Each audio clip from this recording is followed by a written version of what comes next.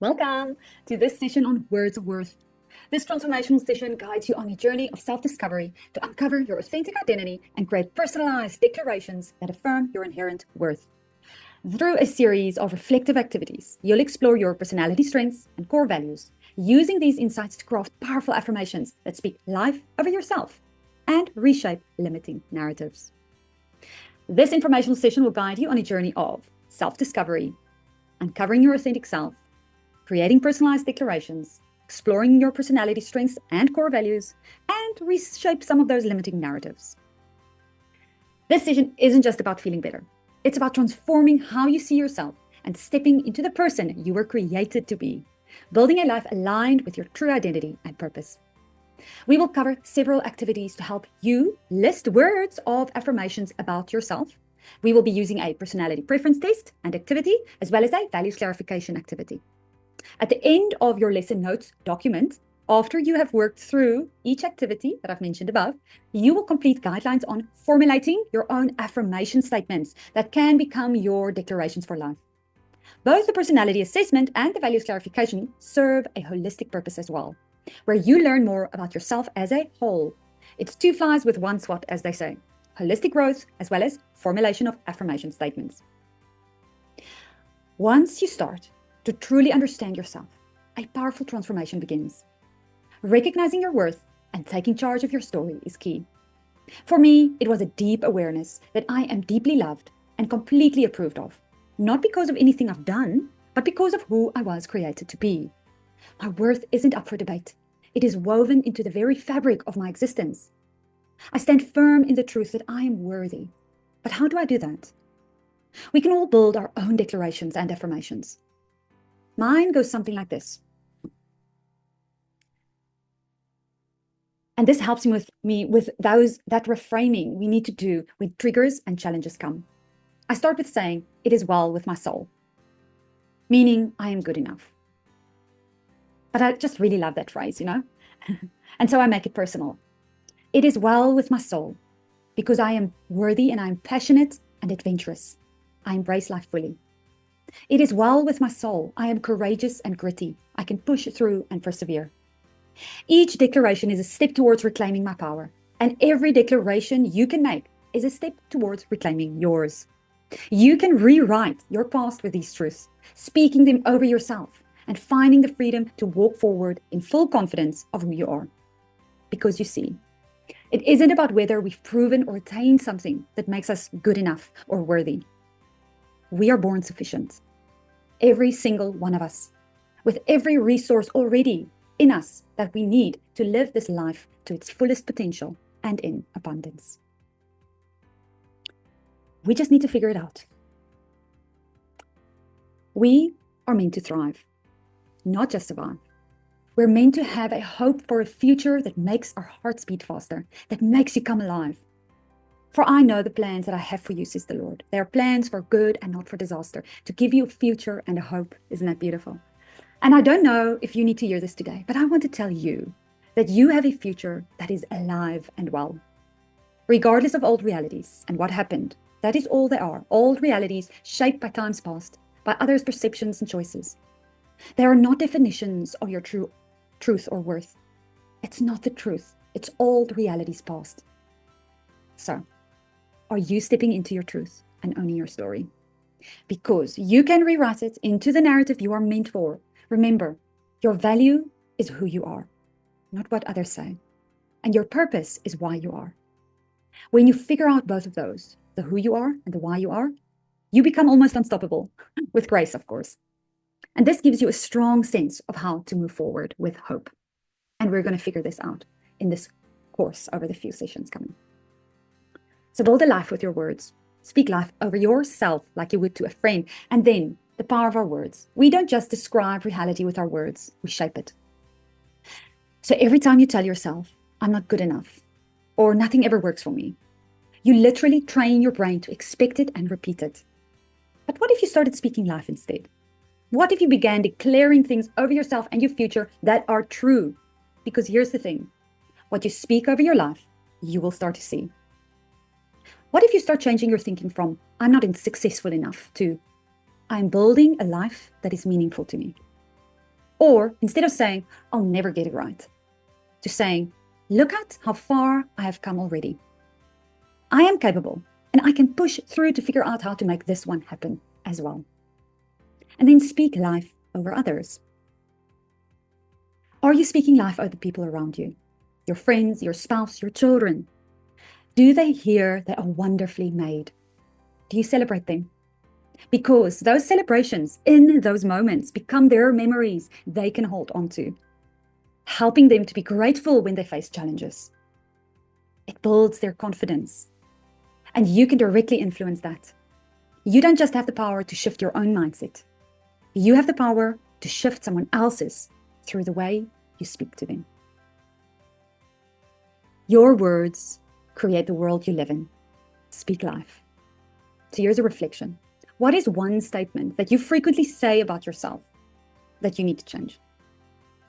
I used to mull over the thought that I needed to do more, that I had to prove myself and work harder.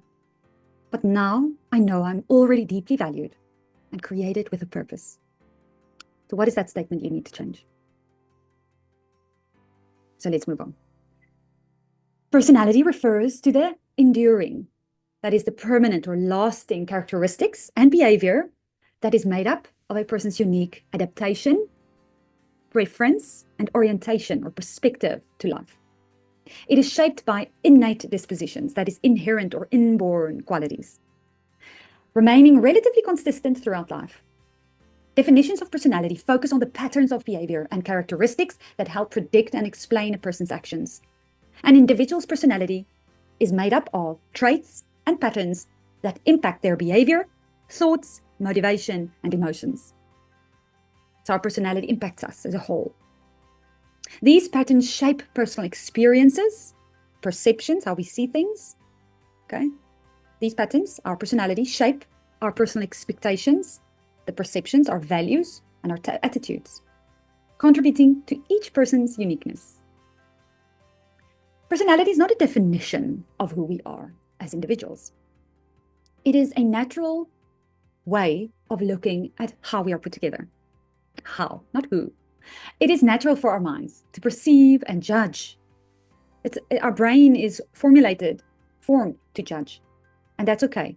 So it's natural for our minds to perceive and judge what's going on around us, to understand the world around us. So what does our personality preference used for then? They reveal our preferred strengths, those things we prefer to operate in. So some people are organized, other people are spontaneous, other people are observant. So they prefer to operate through those strengths with their world. And that shape our behavior. That shape how we're going to act in situations. And that is what sets us apart from others. So people get to know us like that. That's cool, right? But we need to shape it. So they provide our preferences, provide insight into how we perceive situations and people. Okay? So we're going to have a certain judgment or a certain perception about what's going on around us due to our personality. And we need to be aware of that and manage that, because it shapes our behavior and it sets us apart from others. But this is one important thing. Personality is not there to label and judge others or ourselves. Okay, don't label. Don't say, oh, you observers. So we don't do that, okay? Because a person is more than their personality. All right. Carl Jung says, who looks outside dreams, but who looks inside wakes. And so he suggests that regardless of our personality type, we must engage with both our inner and outer worlds. We can't choose. Okay, we need to accept that we have a certain personality, but that doesn't mean that the other personalities is playing off around us. And we need to respect and be open to it. So our personality type should not be an excuse to ignore aspects of the world that we don't want to be a part of. So if you're observant and you don't want to be a part of the noise and the busyness or the connecting with other people or getting to know or going out with your colleagues, guess what? Then you're gonna, not have relationship. So sometimes we need to push ourselves, right? So instead, it reflects our comfort zones, and that is something we want to challenge, and our chosen approach to dealing with the world. So we can honor that and know that after socializing, we can go back and chill, right? So Carl Jung also once said, everything that irritates us about others can lead us to an understanding of ourselves. This insight highlights the power of personality awareness in personal growth, balance, and self-discovery. Understanding our own personality preferences not only helps us navigate life more effectively, but also allows us to appreciate the difference in others. What once irritated us can shift us into understanding and even spark meaningful conversation to say, wow, I never thought that is what you meant. But now that I understand your personality preference, I get it. How can we do this together to perhaps do it differently so that we can both be honored? Our both preferences can be honored. Okay, so it can be a very powerful tool for conversation and for growth, right? While our personality type stays relatively stable, different traits serve us in different seasons of our life. So for example, my structured, organized self or side, which craves efficiency and order, helps me juggle the demands of running a business while raising school-aged children, right? Meanwhile, my spontaneous, adventurous side enriches my relationships and opens me up to new experiences. The key is knowing when to lean into each strength to thrive in a situation. Jung had another quote: knowing your own darkness is the best method for dealing with the darkness of other people. That is, it highlights the importance of confronting our own flaws and triggers, our darkness. When we understand what irritates us in others, it's often a reflection of something within ourselves that we haven't fully accepted or dealt with. This awareness allows us to grow, heal, and become more compassionate toward both ourselves and others. For example, if you find ourselves irritated by someone else's need for control, for instance, it might be worth exploring whether we too might struggle with letting go of control in certain situations. Our personality traits, when triggered, can become exaggerated and show us areas we need to heal. For instance, someone who typically values structure and order might become overly rigid and stressed in chaotic environments, whereas their spontaneous side, when triggered, might show up as impulsiveness, leading to regretful decisions. Does that make sense? Remember that even strengths thus become weaknesses when it gets exaggerated, when it gets overused, because we get triggered.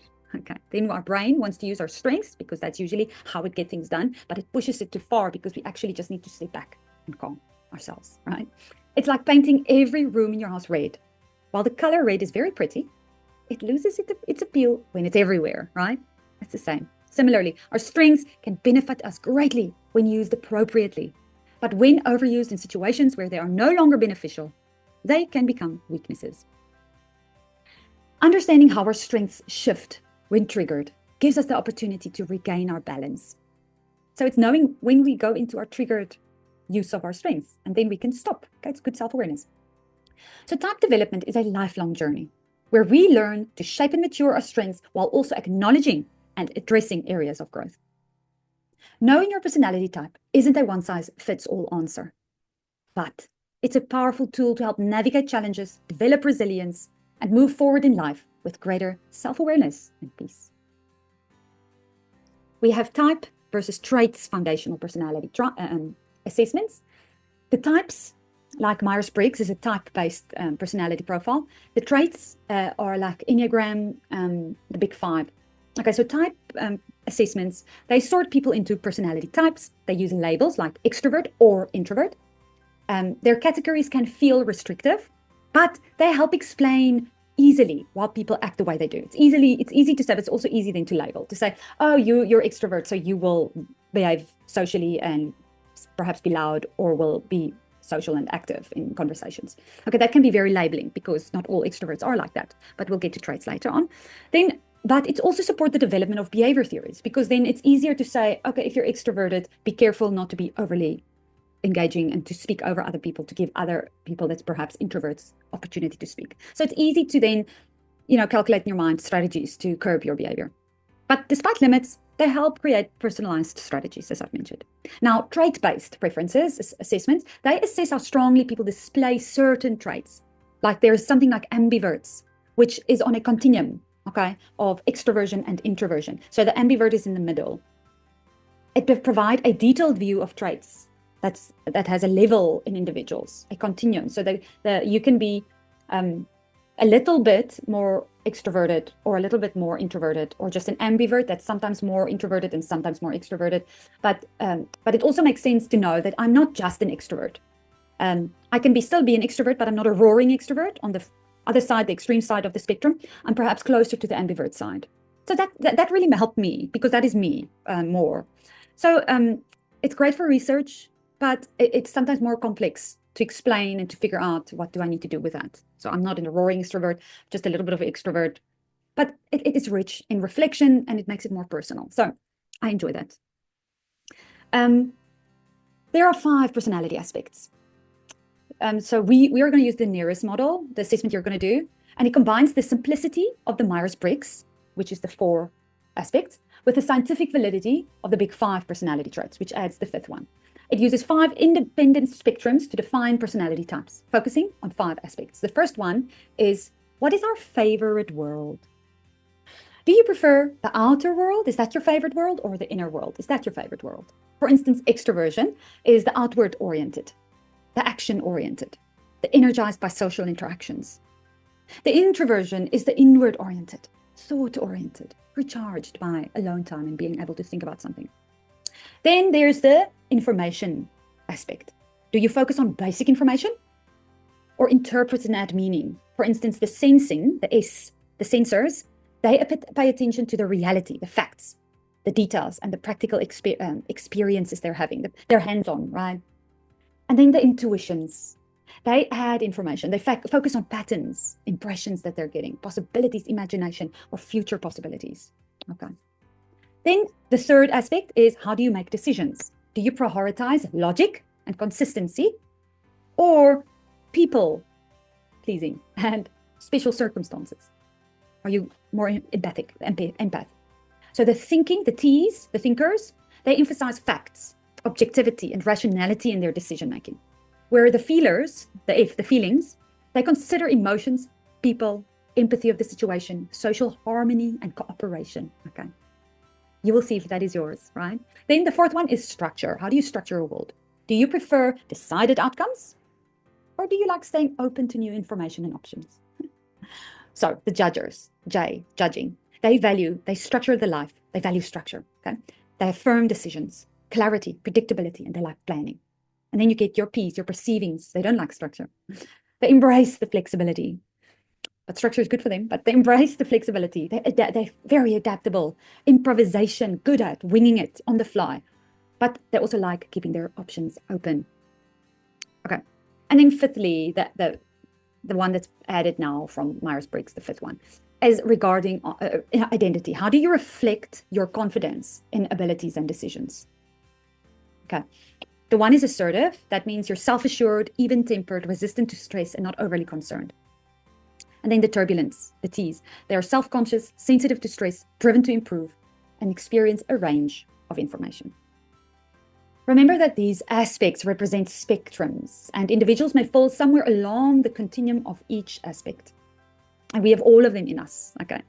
So if you're a judger, remember, you don't have a loss of perceiving. You just prefer judging more. Or if you're a thinker, remember, it's not that you have a loss of feelings. No, you can also think, make sense of the world with your feelings, but you prefer it to be in a thinking environment, structured, factual, okay? So the nearest model helps us understand and describe different preferences within these aspects, contributing to a better understanding of personality. And that's the profile we're going to do. So personality types can be grouped into 4 categories called roles: the analysts, diplomats, sentinels, and the explorers. So each role includes specific combinations of preferences and variations in assertiveness and turbulence. They can all be either assertive or turbulent variants. So the 5th aspect, we can all be, it doesn't correlate with a specific role, okay? But there are specific 4 roles that people are grouped into, okay? So if you're the NT types, the intuitive and thinking type, you have intuition and you choose to structure a world around thinking. They are the analysts. If you're the intuitive but feeling types, the NF types, you are the diplomats. If you are observant and judging, the SJ types, you're sentinels. But if you are observant and prospecting, perceiving types, SPs, you're explorers, okay? So your personality type is represented by a code with 5 letters, which categorizes you within one of these roles. Understanding your personality type helps you explore and comprehend your own strengths, weaknesses, interests, career preferences, and compatibility with others.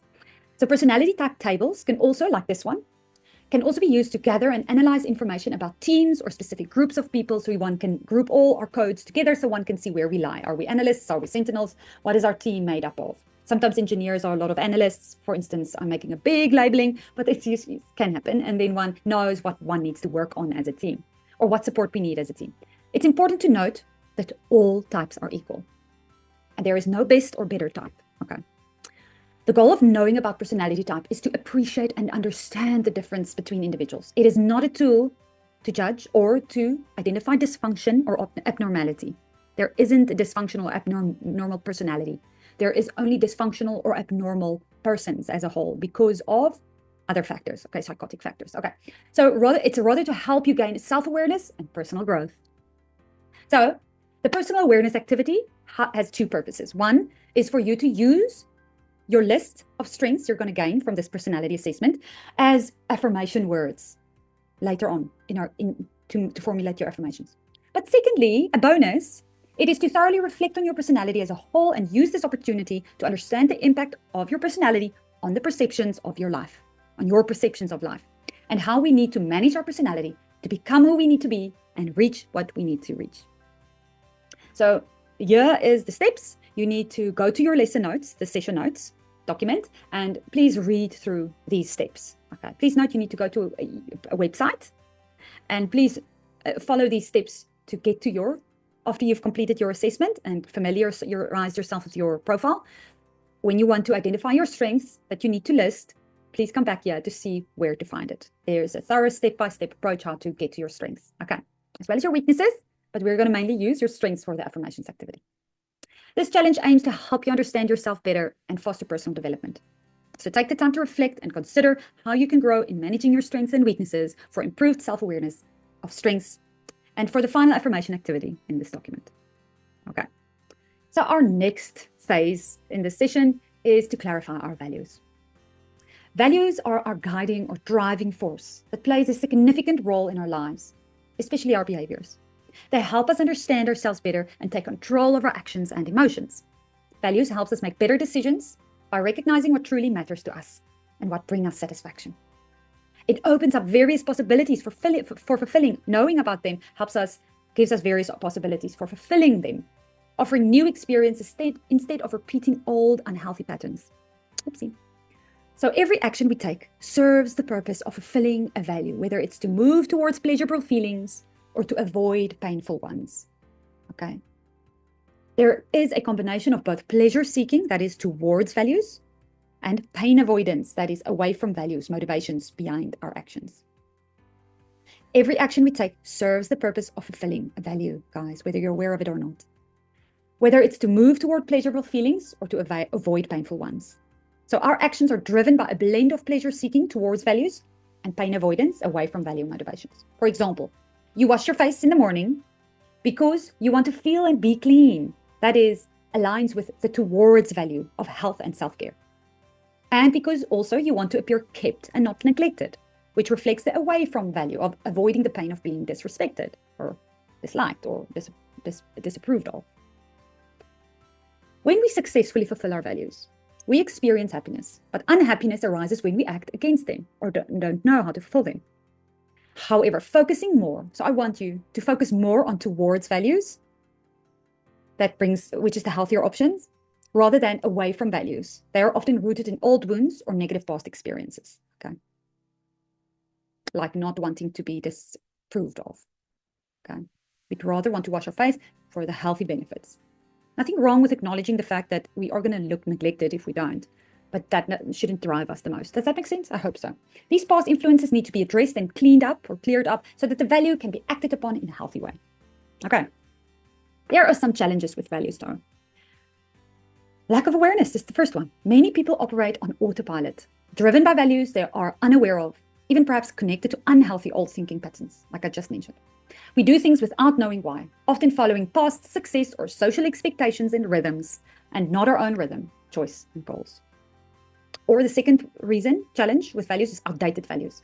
Many of our values are established in childhood and continue to influence our behavior without updating or challenging them. This can prevent us from fully enjoying our present success or pursuing new paths, remaining stuck. Then the third one is limited options. We are often only aware of one way of fulfilling a value, even though there are numerous alternative ways. For instance, the value of excitement can be pursued in safer and more socially responsible ways beyond reckless driving, for instance. And then the fourth one, very important, prioritization. Some values hold more importance than others. But our ranking of our values is often outdated and unconscious due to previous phases in our life and previous experiences, fulfilling old patterns or habits and not relevant to our future goals or future person. This can lead us to invest time and energy and resources in less important actions and choices. So it is important to understand that values should be principles we can embody and live by independently. We want to embody them, right? Without relying on others to act a certain way. For example, being respected is not a value because it depends on how others treat us. While respect is a value because it reflects how we choose to act and carry ourselves, right? So remember, we teach other people who we are through how we behave. If we want to be known for a particular value, we must consistently live by them. No one will remember you as someone who valued respect if you haven't demonstrated it in all areas of your life. The same applies to any strength or values. Our values must be embodied and reflected in everything we do, shaping the way we show up in the world. Important. The values clarification activity is included in the session notes, so you're going to have to head over there. And please refer to it to complete the exercise. Additionally, take time to read through the session notes to reinforce the key insights from this video. This process helps you solidify your understanding because you reiterate the information, making it easier to apply the concepts in real life. Otherwise, if you don't have understanding or it doesn't sink in, one cannot apply it, right? It doesn't come naturally. So this is the values clarification step-by-step approach in your lesson notes. Okay. So once you've done your values clarification, keep your values visible. Whether in your journal, in your affirmations, on your wall, or as part of your vision board, seeing them regularly helps keep you focused and clear on your direction and methods. It's also beneficial to revisit and reflect on your values at least once a year. And this values clarification activity can be done with others too. That's very exciting. As couples, as families, and as work teams.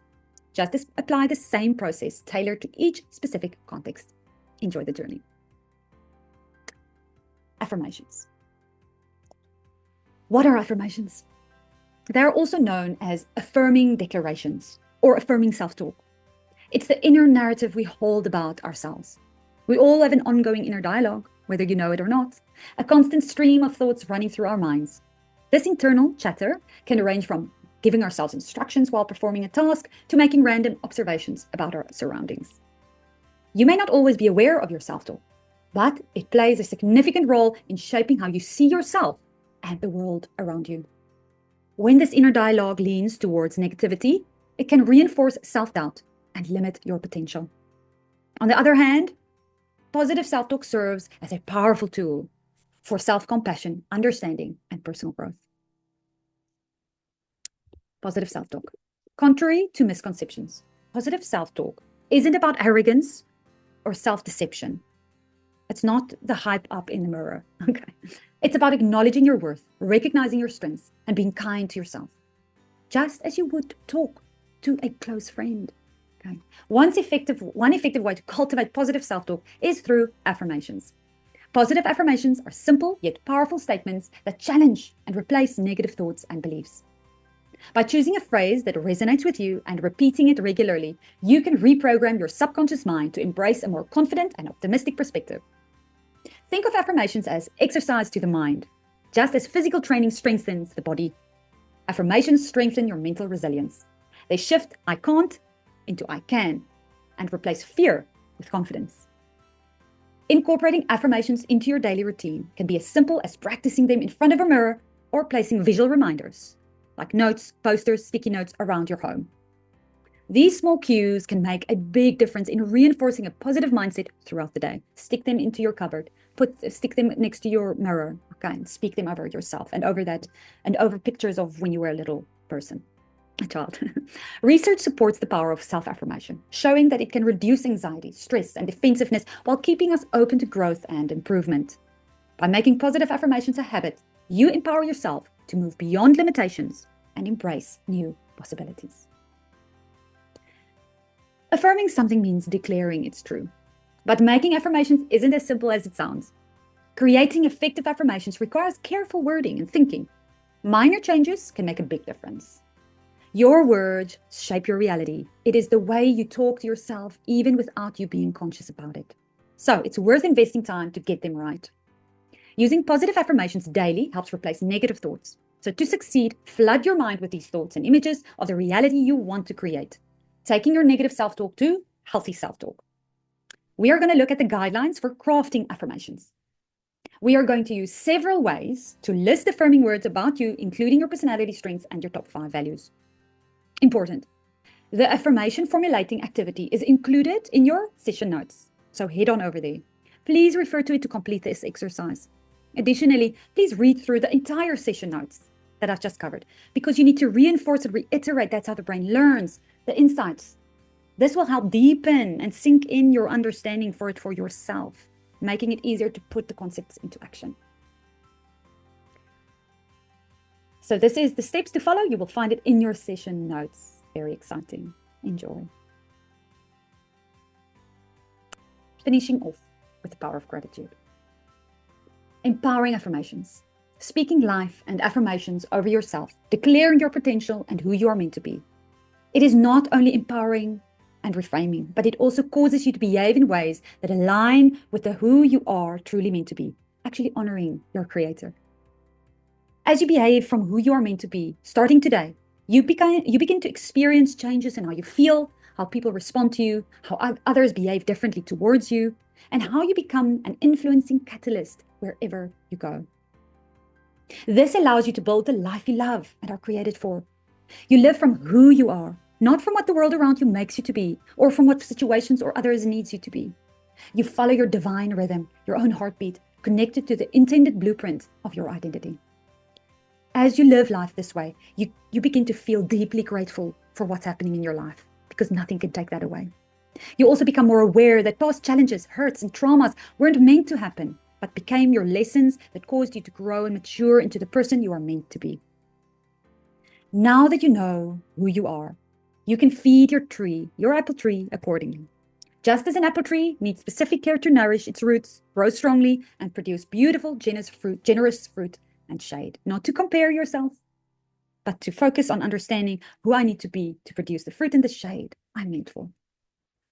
Gratitude is aided by knowing who you are and living from it, being thankful for every day and every opportunity to be who you are meant to be.